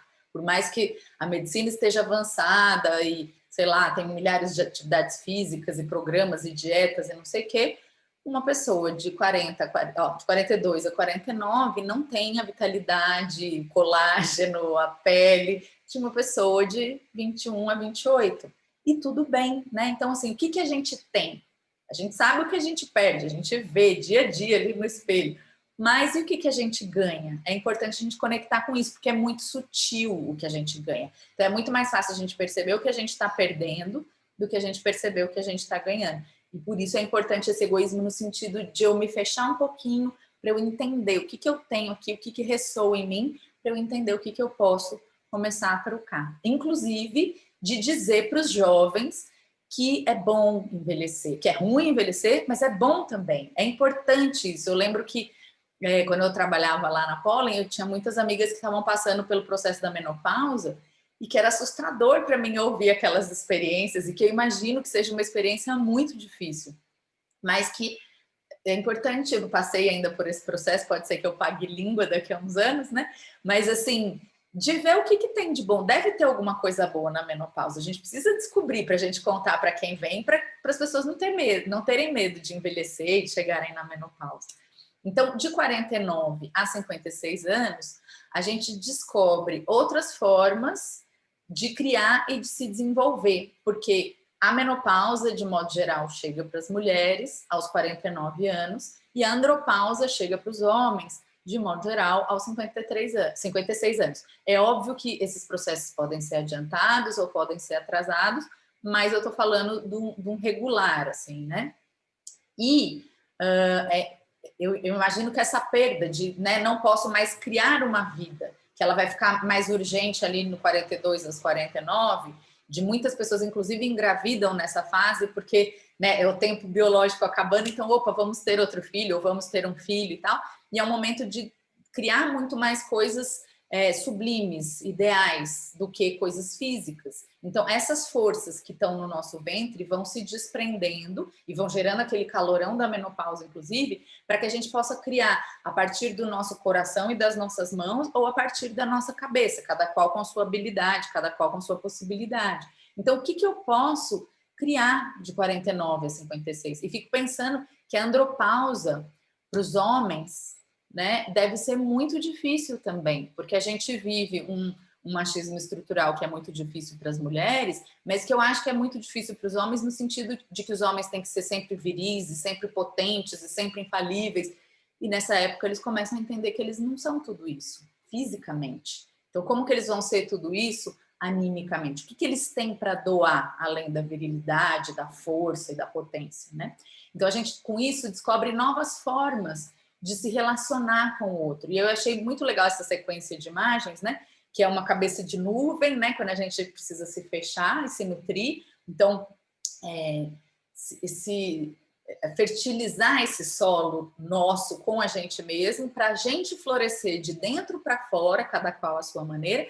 E aí essas trocas, né? Então, a cabeça da moça é uma flor, a cabeça do moço é flor também. E tem esses passarinhos, né? Que vêm numa flor, vão na outra. Então, tem trocas possíveis e que não necessariamente são só sexuais, podem ser sexuais também. Tem criações possíveis, que não é só de filho, pode ser de filho também, né? Então, o que a gente faz para se desenvolver a partir dos 49 anos, né? O que a gente tem para doar a partir dos 49 anos? E aí, esses processos, tanto a menopausa quanto a andropausa, vão ser os mediadores dessas descobertas, porque já que eu não posso contar com isso, já que eu não posso me alicerçar no físico, já que eu não posso trocar a partir do físico, ou não posso trocar como eu trocava anteriormente, eu vou fazer essas trocas a partir do quê?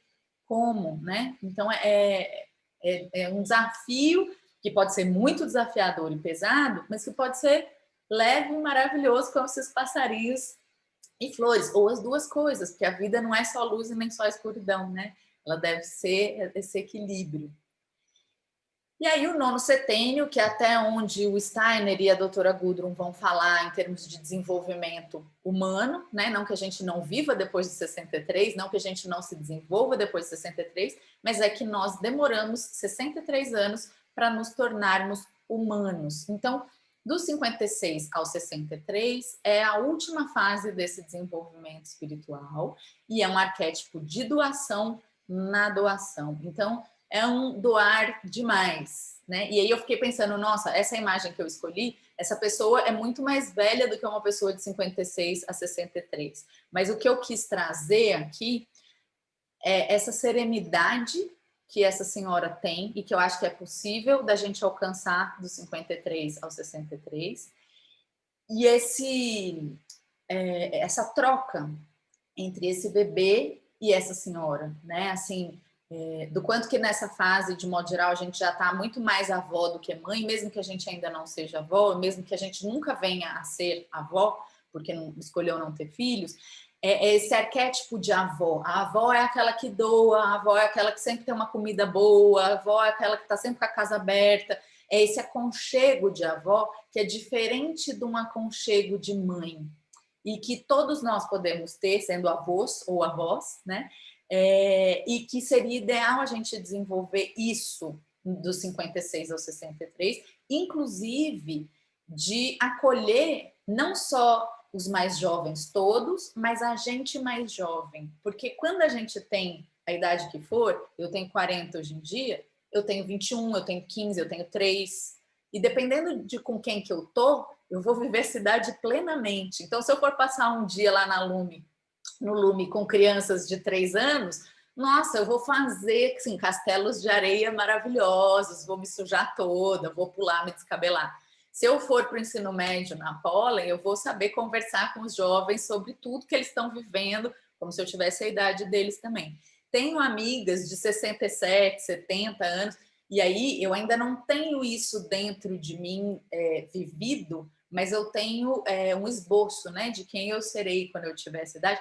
Então, eu já visto minha sabedoria, que eu ainda não tenho, mas que eu almejo ter. Então, é possível a gente ter todas as idades que a gente já teve e vislumbrar as idades que a gente gostaria de ter, né? Porque eu não sei se eu vou viver também o tanto que eu gostaria de viver.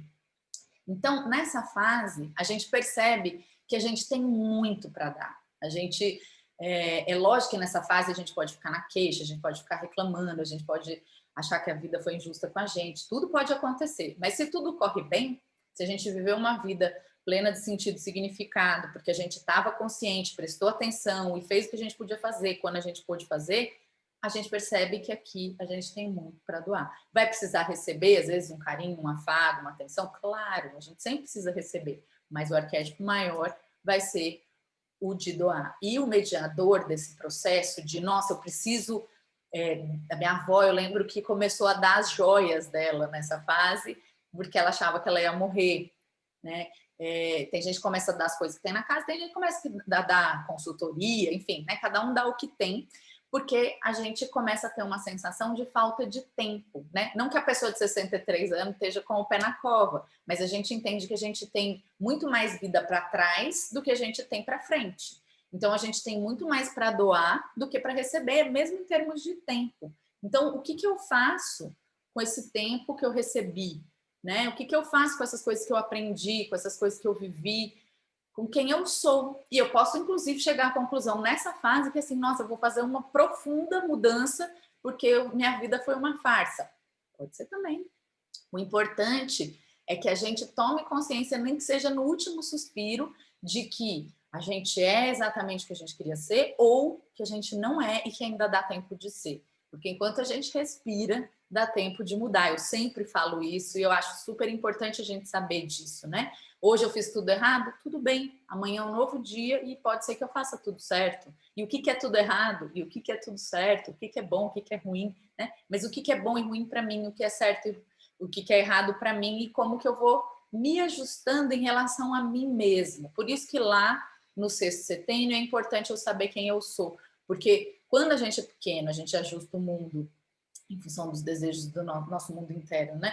Em função dos desejos dos nossos pais, dos nossos professores, dos nossos colegas, mas depois a gente precisa começar a entender quem somos nós, quem são os nossos colegas de verdade, que às vezes os nossos pais pensam uma coisa e a gente pensa outra, e tudo bem, não precisa romper como um jovem, né, com os pais, dá para falar, ok, você pensa assim, eu penso assado e tá tudo certo, ninguém precisa convencer ninguém de nada, né? Então, assim, entender quem eu sou para entender o que eu preciso e para onde eu estou me encaminhando. E aí, eu gostaria de encerrar com essa imagem do Tzimtzum, que eu acho que é um convite para todos nós abrirmos esse espaço para Deus em nós, já que Deus abriu um espaço nele para nós em Deus, né? E dizer que a vida é uma possibilidade da percepção da necessidade de transformação através de nós mesmos e através de Deus, né? E através do outro, assim, né? Não só através de mim, mas do que o outro provoca em mim e através de Deus, a partir do momento que eu trago Deus para viver em mim e a partir do momento que, de certa forma, eu vivo em Deus também, né? Então, não existe certo e errado, não existe altruísmo é melhor que egoísmo ou egoísmo é melhor que altruísmo.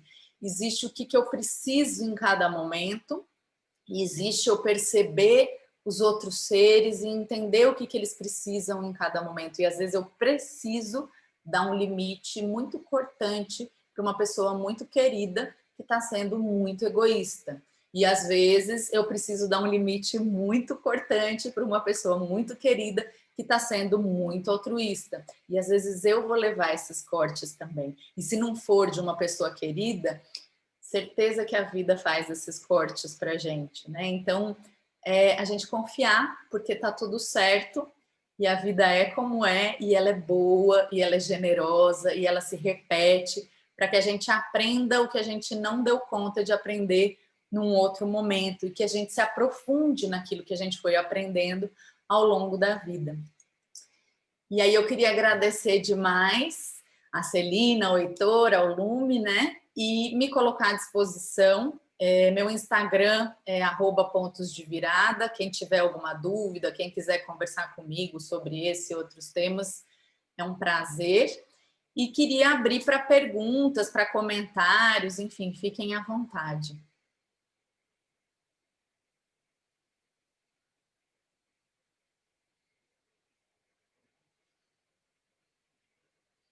Todo mundo quietinho? Não sei se isso é um bom ou um mau sinal.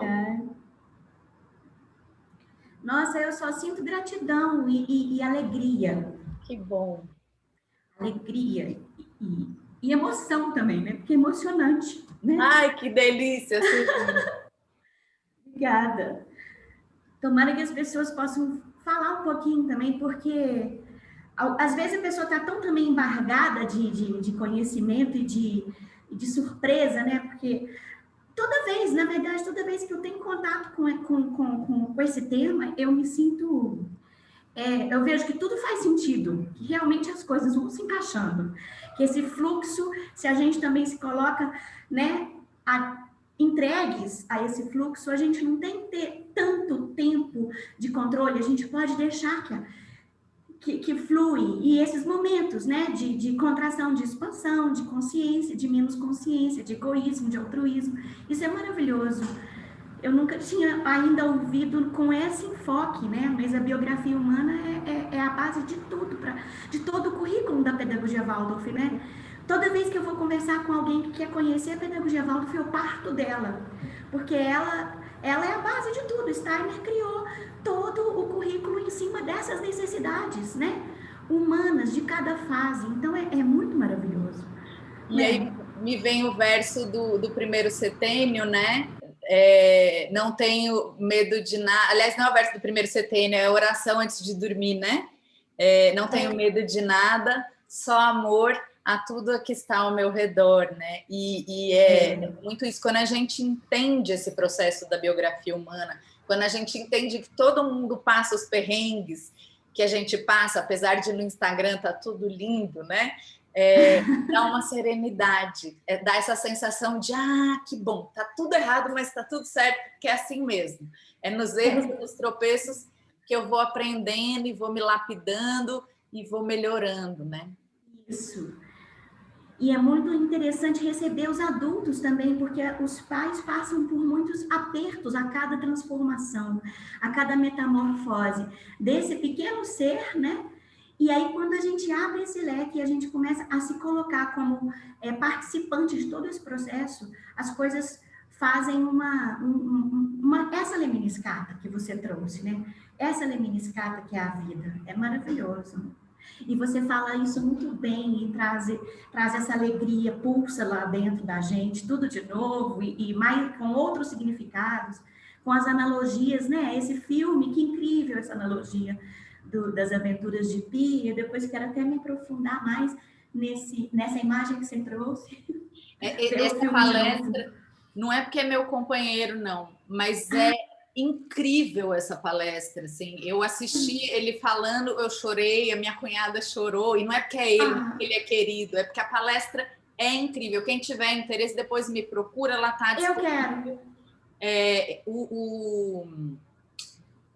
O Instagram dele é Mythological Roundtable BH. Mythological com MYTH, né? Mythological em inglês. Round Table BH. E aí tá lá o link no Linktree, lá na biografia do Instagram.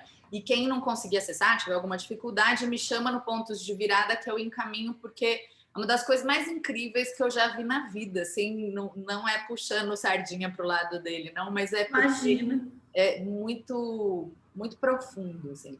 E é um filme que eu já tinha visto e depois de ver a palestra dele eu falei, gente, é outro filme, sabe? É isso da imagem, a riqueza da imagem. Tá tudo lidado, mas a gente não vê. Aí ele decodifica, você fala, meu Deus, sabe? Então é incrível, incrível mesmo. Qual que é o nome dele, Amanda? Ele chama Thiago Alves. Thiago Alves. Tá, se eu não conseguir achar, eu te peço ajuda. Combinado. Mais alguém quer comentar alguma coisa, perguntar, reclamar?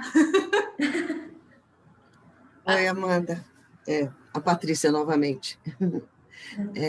Eu queria colocar, assim, minha gratidão, né? Agradecer por essa oportunidade, até pela oportunidade de conhecer o trabalho, né? Que é belíssimo, belíssimo. Eu acho que encantamento define a minha sensação de agora, o meu sentimento de agora, né? Eu estou encantada, né? Com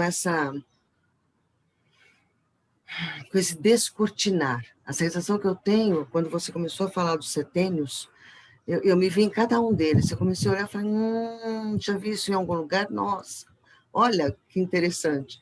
Então, é esse descortinar, né? Como se tirasse um véu e, de repente, você vai se olhando em cada setênio, e, ao mesmo tempo, eu comecei a olhar minhas filhas e falei, Senhor, nossa, será que dá tempo ainda? Sempre Né? dá. Porque sempre dá, né? E aí vem essa tranquilidade sua no falar, essa sua firmeza na sua crença, né? O brilho nesse seu olhar, assim, a gente percebe o quanto você gosta disso, o quanto você crê nisso, e o quanto isso é você, quer dizer, você passa isso para a gente, isso é muito lindo e é encantador mesmo. Mas não é só encantador no sentido mágico de palavra, no sentido emocional de palavra, não, mas no sentido íntimo mesmo, no sentido real, né? Para pegar esse encantamento e colocar em ação. Acho que esse é o mais importante, né? E uma coisa interessante, eu tive uma criação em colégio de freiras, de irmãs, né? Então, dos meus 7 anos até os meus 14 anos, eu tive essa formação somente com meninas, em colégio de irmãs e tal. Mas, apesar de eu ter tido essa formação tão rígida, eu sempre tive comigo e sempre falei para as pessoas. E eu tinha esse pensamento comigo de menina, que eu lembro, eu trago ele sempre comigo, que é assim, me disseram que existe um Deus, me disseram que eu sou filha dele. Então, se eu sou filha dele, eu sou ele também, porque foi isso que eu fui aprendendo, né, ao longo da vivência de escola, né, de formação escolar, é isso que a gente aprende. Né? Eu sou filha do meu pai e da minha mãe, então eu sou um pouco minha mãe, eu sou um pouco meu pai. Então, se eu sou filha de Deus, eu sou um pouco Deus. E eu vim a minha vida toda sempre dizendo isso, dizia isso para o meu sobrinho, para as minhas filhas, eu falava assim, acredita em você primeiro. Porque se você acredita em Deus, se você acredita que você é filha dele, que você é filho dele, né? Você também é ele. Olha o DNA aí, né? E chegou uma época da minha vida que eu comecei a pensar, falei, mas é muita pretensão da minha parte também, né? Mas tudo bem. E hoje, depois de você ter dito isso, até pelo seu companheiro, pelo Tiago, ter falado sobre isso na palestra e tal, que você nos contou, e mesmo antes, com algumas outras coisas que eu vinha a procurar e a saber, como é bonito a gente perceber que a gente não estava tão errado, né? Quer dizer, como é bonito perceber que a gente está no caminho certo, que a gente não é tão pretensioso assim, né? Que a gente está no caminho certo, que a gente faz parte desse todo, a gente vem desse todo, e um dia a gente volta para esse todo também, né? Faz parte desse caminho todo. E é muito bonito, então é muita gratidão e encantamento, mesmo. Muito feliz. Nossa, e assim, tenho muito a agradecer a minha irmã também, que ela, infelizmente, hoje ela não pôde estar junto, e foi ela que me contou a respeito do dia de hoje, ela que sinalizou. Então, agradeço a sua irmã também. Mesmo, eu passarei isso para ela.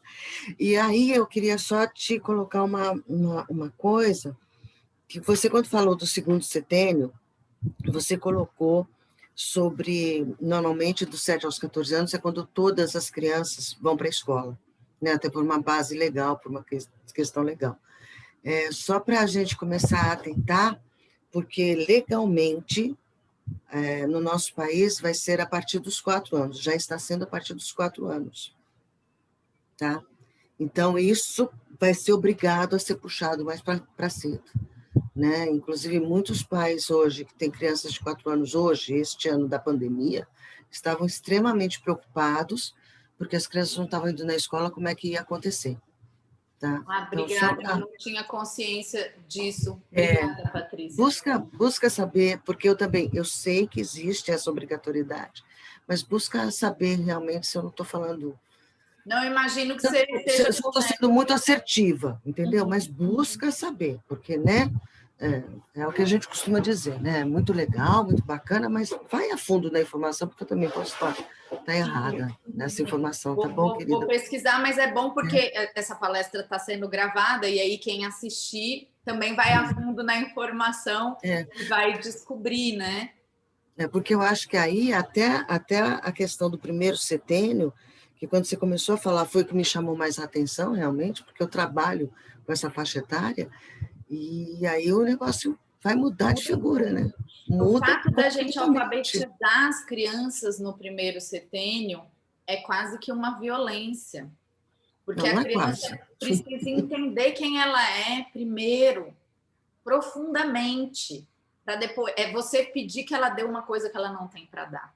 Então, quando a gente entende a gravidade disso, em termos de você pode mudar a subjetividade de um ser humano, forçando ele a aprender a ler e a escrever antes da idade que, de modo geral, seria adequada. É óbvio que tem crianças que aprendem a ler e a escrever antes de serem, inclusive, alfabetizadas, né?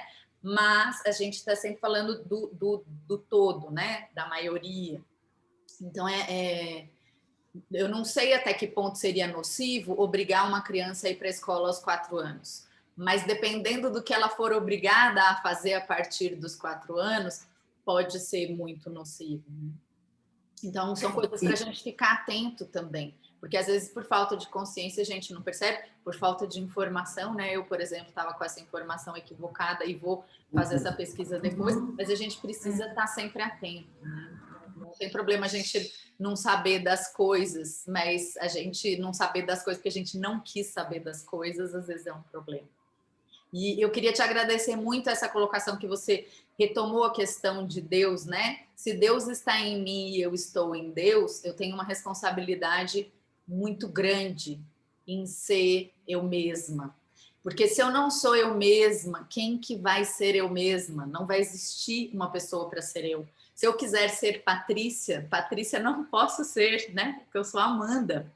Então eu preciso entender quem é a Amanda, o que ela gosta, o que ela não gosta, o que ela dá conta, o que ela não dá, para ser. E quanto mais eu sou eu mesma, mais eu autorizo as pessoas a serem elas mesmas. Quanto mais eu reconheço Deus em mim, mais eu autorizo as pessoas a reconhecerem o Deus nelas mesmas, né?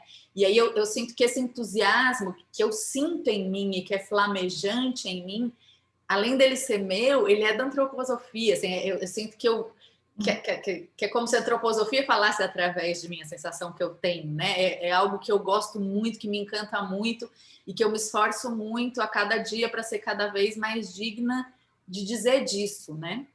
E espero melhorar a cada dia também, porque é algo que eu percebo que transforma e já transformou muito a minha vida e que me ajuda a contribuir com a transformação da vida de muitas pessoas. Então, isso para mim é algo divino mesmo, né? Então, obrigada mesmo, Patrícia, por todas as observações. Alguém mais queria contribuir? Tem bastante fala no chat de agradecimento, de entusiasmo. Ixi, eu não sei ler. Não sei como... Tem gente falando que está maravilhada, que está muito agradecida. Aí, falando que maravilha que esse conteúdo está gravado para toda a vida. Presente receber esses ensinamentos. Excelente, Amanda. Obrigada por compartilhar tudo isso. Parabéns ao Tiago pela escolha de imagens. Não sei se foi ele que escolheu as imagens, foi, né? Dessa palestra, não. Mas ele que me acordou para a imagem do Tzimtzum, que é a imagem do cartaz da palestra. E que ele, inclusive, falou, eu não acho que você devia ter posto essa imagem no cartaz, porque as pessoas nem sabem o que é e é pouco convidativo. Mas agora faz todo sentido, não faz? Para quem veio na palestra, ficou lindo o flyer. Ficou lindo, que mais? Aí falaram, deixa eu ver. Isso, né? Deixa eu subir aqui mais um pouquinho. Pensar em si sem reconhecer o outro. Alguém colocou essa capacidade de se doar para outra pessoa. As pessoas foram colocando aqui no chat. Elas têm um pouco de vergonha, né? De falar pessoalmente, eu acho. Não tem problema. Então, muito agradecidas e só pensamentos bons, positivos, acho que estão levando no coração né, maravilhadas também. Que bom. E aí eu queria pedir para quem gostou, né, se manifestando ou não, tendo vergonha ou não, se quiser divulgar essa palestra para pessoas que não puderam vir, a gente vai gravar e vai disponibilizar, não da forma como a gente fez da outra vez. Dessa vez nós vamos cobrar, porque a gente tem que treinar também o altruísmo e o egoísmo. Da outra vez a gente disponibilizou primeiro a palestra paga e depois a gente abriu para quem não pôde vir, para quem não pôde pagar, enfim. E dessa vez a gente vai fazer um equilíbrio, disponibilizando para quem quiser depois contribuir com um dos 3 quantias, né? Enfim. E aí, na próxima, a gente vê como a gente faz, mas é importante ter esse equilíbrio entre dar e receber, entre altruísmo e egoísmo. Então, dessa vez, nós vamos trabalhar dessa forma. Se ninguém mais quiser falar, eu gostaria de fechar com o poema do meu avô, que eu abri, né, comecei, porque eu não gravei ele e eu acho um poema digno de ficar gravado. Alguém mais quer falar alguma coisa? Eu só quero falar que essa palestra é essencial para todas as pessoas, para todos os pais, para todas as famílias. Eu também me entusiasmo muito quando vou conversar pessoalmente com determinados casais e às vezes eles falam, nossa, você poderia falar sobre isso, mas eu sou muito... eu não consigo habitar ainda nesse mundo tecnológico, sim, mas a gente tem que aprender, né? De acordo com as vivências e dificuldades dos nossos tempos, mas e esse assunto, essa palestra é fundamental. Eu acho que todos os pais que já estão na escola e os pais que forem chegando, é uma palestra assim, você tem que primeiro passa por essa palestra, depois a gente vai conversando, aprofundando as questões, né, e procurando ajuda nas questões que a gente não souber, pesquisando, buscando você, né, Amanda, como apoio, como pode contar comigo. E uma coisa que você me fez lembrar, que o Steiner fala, e que é importante a gente saber, ainda mais em tempos de pandemia, que tem tanta gente assim explodindo e se encontrando e conseguindo coisas e tanta gente passando tantas dificuldades tão profundas e significativas, né? Ele fala que a gente tem que ter fraternidade na economia, que a gente deveria fazer o dinheiro fluir, que o dinheiro é algo espiritual, que o dinheiro é a tradução da nossa ação no mundo, né? Então, acumular dinheiro não é interessante. O interessante é colocar o dinheiro para circular. Se o dinheiro circulasse, não faltaria para ninguém. E entender também que se eu dou algo para a Celina não vai me devolver a mesma coisa. De repente, nem é a Celina que vai me devolver. De repente, ninguém vai me devolver nada, porque eu tenho muito e tenho muito para doar. É entender esse altruísmo muito maior, que eu posso doar coisas, sejam elas quais forem, na certeza absoluta de que eu vou ter tudo o que eu preciso ter. E às vezes eu preciso da escassez, às vezes eu preciso da dificuldade, às vezes eu preciso de coisas duras na minha vida para eu entender coisas muito lindas e muito grandiosas e muito intensas, né? E que talvez se não fosse por esse caminho eu não entenderia. Então entender que tudo é bom, né? O mal é o bem no lugar errado, na hora errada. Então quando a gente entende isso, que tá tudo certo, que a vida não erra, que mesmo quando a vida é muito dura, tem um aprendizado ali, que ali onde você tropeça e cai, é ali que está seu ouro, porque se você não caísse, você não ia ver que, na verdade, você tropeçou numa pepita de ouro. Então, às vezes, a gente precisa cair. É muito importante saber disso, né?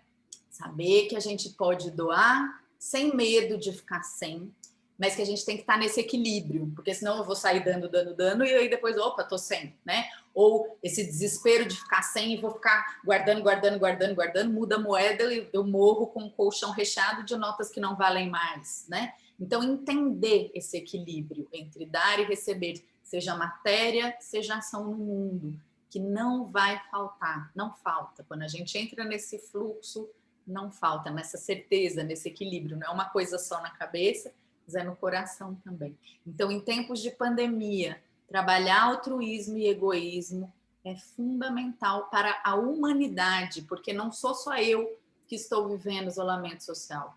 Todos nós no mundo inteiro. Isso é muito interessante. Essa aprovação mundial que nós estamos passando. A gente olhar para isso, tentar entender que tombo é esse que a gente está tomando enquanto humanidade e que ouro é esse que a gente pode colher enquanto humanidade também. É fundamental. Podemos encerrar, então? Eu vou ler, né, o poema do meu avô, Manuel Cerqueira Leite, chama Põe Tua Alma.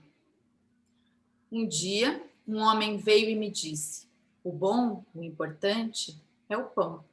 Mas outro veio e me falou que apenas a alma é o que importava. Sopeso nas mãos, pão e alma. Vejo que os dois se equilibram. Como a jornada vai ser longa, ponho os dois no meu bocó para farnel. Irei me alimentando de alma e pão até o fim. E se, na caminhada, alguém pedir-me pão, eu darei pão e alma. E se alguém quiser alma, eu darei alma e pão. Um ótimo final de semana para todos nós. Muitíssimo obrigada pela paciência, pela presença, pela companhia. E espero vê-los em breve. Obrigada mesmo. Um abração. Obrigada. Vou parar de gravar aqui. Eita, achei que tinha sumido todo mundo. Estamos aqui ainda, só parei de gravar. E obrigada mesmo, gente. Agora eu vou encerrar o chat aqui. E aí, se alguém quiser falar comigo, lá pelo Pontos de Virada no Instagram, tá bom? Um beijão para vocês. Amanda. Bom final de semana. Para você também. Obrigada, Amanda. Obrigada. Oi, Celina. Oi, Elis.